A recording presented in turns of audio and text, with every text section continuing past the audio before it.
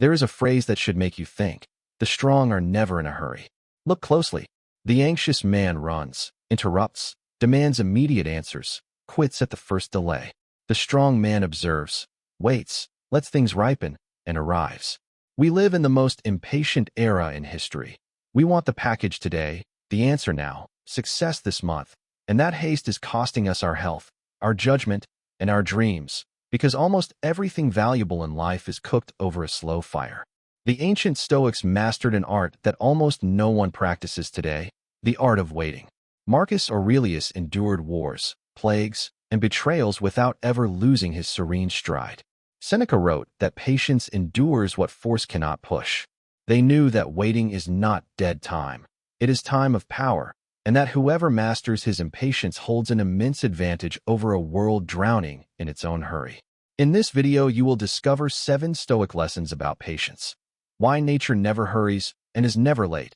Why impatience is really a problem of control. How to turn time into your ally. And why calm is the ultimate strategic advantage. 7 lessons to stop suffering while you wait and start waiting the way the strong wait. Breathe deep. Slow your pace, because the first lesson begins right now. The first lesson in the art of waiting is written in nature. Nothing in it hurries, and yet everything is accomplished.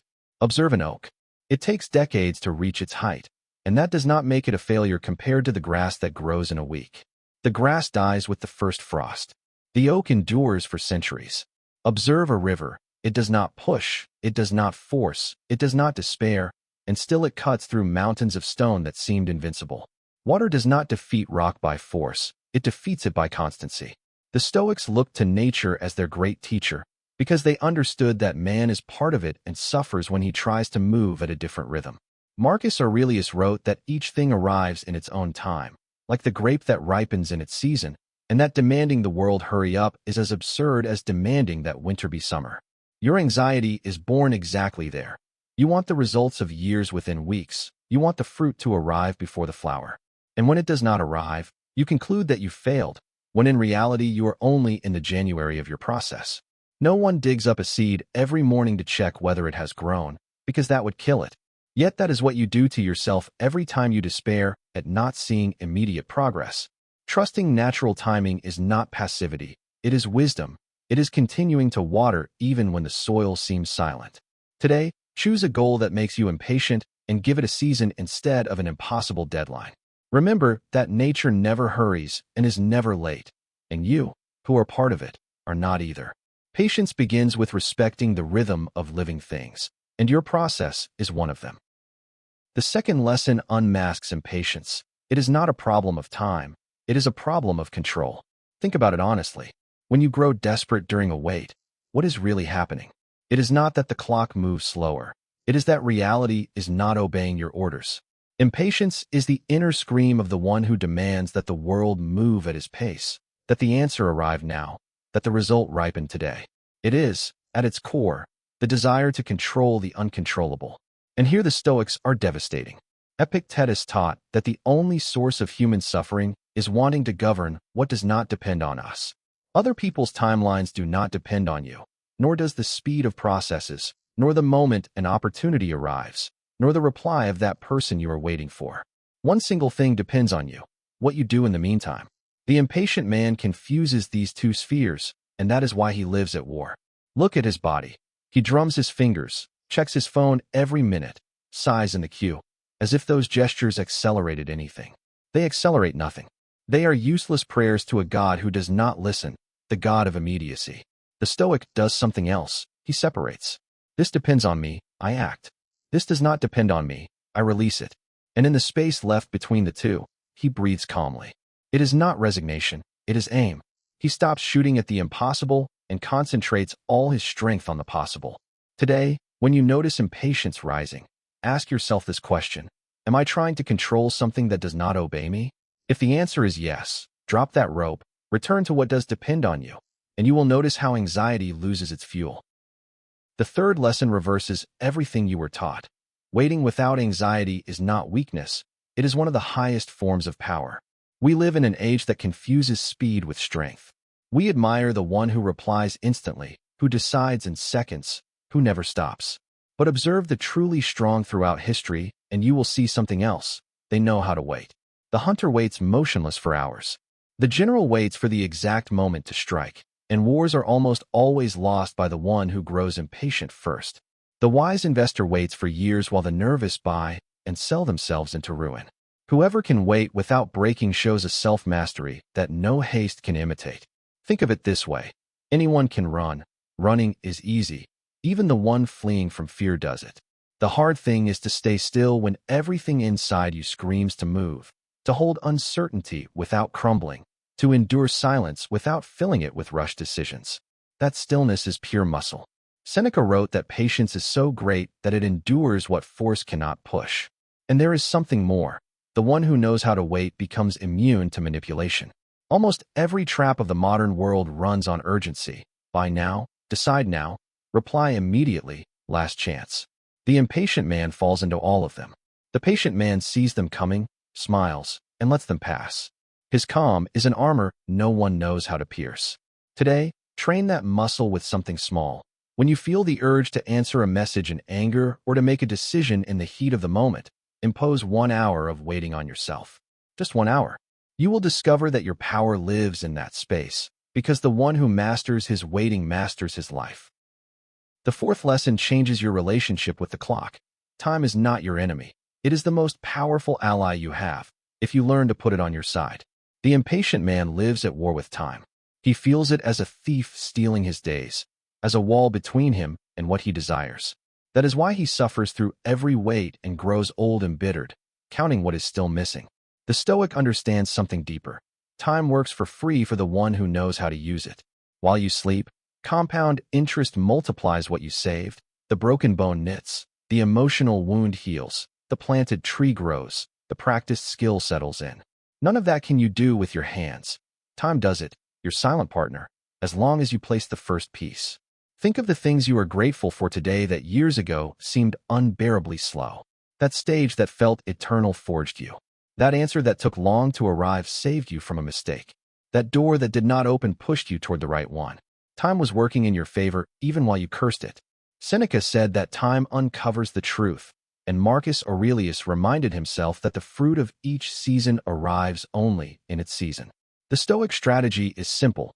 Do today what depends on you, and then let time do its share of the work without watching it anxiously. To sow and sleep peacefully, that is allying with time. To dig up the seed every night, that is fighting it. Today, choose one good thing you can begin, even if its fruit takes years, and give time something to multiply. A decade from now, that small decision will be your greatest fortune, because time pays interest to those who trust it. The fifth lesson is the lesson of the sower. Do your work with your whole soul, and release the demand for an immediate harvest. Here hides one of the best-kept secrets of Stoic serenity. The suffering of the impatient man does not come from working. It comes from working with an outstretched hand, expecting the prize after every effort. He writes for 1 day and demands success. He trains for a week and demands a new body. He is like the farmer who would want to harvest the same evening he sowed. He would end up trampling his own field. The Stoics taught the distinction between the action and its fruit. The action is yours. You can sow well, with care, in the best soil you can find. The fruit is not yours. It depends on the rain, on the sun, on 1,000 factors you do not govern. Marcus Aurelius wrote it like this: do what is right, the rest does not belong to you. This idea, far from demotivating, releases enormous strength. The one who works demanding an immediate harvest burns out fast, because every day without results feels like a failure, and he quits just before the field sprouts, like so many who abandon their project on the invisible eve of success. The one who sows without demanding can sustain the effort for years, because his satisfaction does not depend on the fruit, but on knowing that he sowed well today. His reward is daily, the action done well. And the paradox is beautiful. Precisely because he does not demand the harvest, he ends up harvesting more than anyone, because he never abandoned the field. Today, change your nightly question. Instead of what results did I get, ask yourself, what did I sow today? If the answer is good, sleep in peace. Seeds do not need you to watch them. They need you to come back tomorrow and sow again. The sixth lesson is a warning. Haste ruins judgment, and ruined judgment ruins an entire life. Think of the worst decisions you have ever made. Almost all of them share one ingredient. You made them in a hurry. The message sent in anger that broke a relationship. The impulsive purchase you regretted. The word spoken without thinking that you could not take back. The agreement signed without reading because you wanted to finish quickly. Haste is to thinking what fog is to the sailor. It does not stop him from moving. It stops him from seeing where he is moving. When you rush, your mind narrows its focus, sees one option where there were five, confuses the urgent with the important, and takes the first visible path instead of the right one. That is why the wise of every era were slow to decide. Seneca wrote that reason needs time, and that anger, haste, and fear are bad counselors because they pass sentence before hearing the accused. The Romans engraved it in an immortal formula. Festina lente, make haste slowly. Advance with determination, yes, but without ever losing clear sight. Look at surgeons, at pilots, at master craftsmen. The more critical the situation, the more slowly and deliberately they act. The slowness of their hands is the speed of their intelligence. The hasty man, in contrast, does every task twice, once doing it wrong and once correcting it, so that his shortcut turns out to be the longest road. Today, install a guardian in your mind. Before any decision with consequences, ask yourself whether you are making it with clarity or only with haste. And if you detect haste, stop and give yourself one night. What is true today will still be true tomorrow, but tomorrow you will see it with clean eyes. The seventh and final lesson gathers all the others. Calm is not only a virtue, it is the ultimate strategic advantage in a world that has lost its patience. Look around you. We live surrounded by accelerated, anxious people, unable to wait 3 seconds for a page to load, unable to read more than 2 paragraphs, unable to sustain a project for more than a month without results. Impatience has become the norm, and that means something enormous for you. Patience has become a scarce superpower. Where everyone quits quickly, the one who perseveres stands alone before the reward. Where everyone decides in the heat of the moment, the one who thinks coldly sees the moves that others cannot see.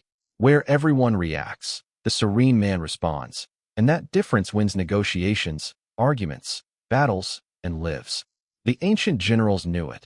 The army that keeps its calm keeps its formation, and formation defeats chaos even when chaos outnumbers it.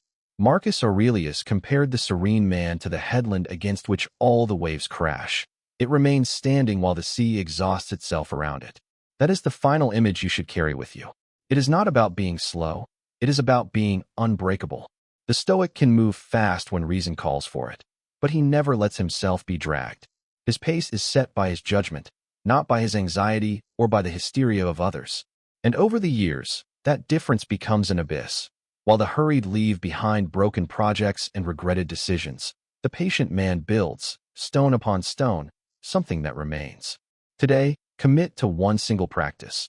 Be the calmest person in every room you enter. When everyone runs, breathe. That calm, sustained day after day, will be your advantage over the entire world. These 7 lessons point to a single transformation, to go from suffering time to aligning with it. Remember that nature does not hurry and accomplishes everything, that your impatience is only the desire to control the uncontrollable, and that waiting without anxiety is a form of power that almost no one possesses. Time works for free for the one who sows well and does not dig up the seed. Haste blinds judgment, but calm sharpens it, and in a world that has lost its patience, your serenity will be your greatest advantage. Tomorrow, when the whole world runs around you, breathe, plant your seed, and trust your season. The strong are never in a hurry. If this video has helped you slow your pace, hit the like button and subscribe for more Stoic wisdom every night. Good night, and live well.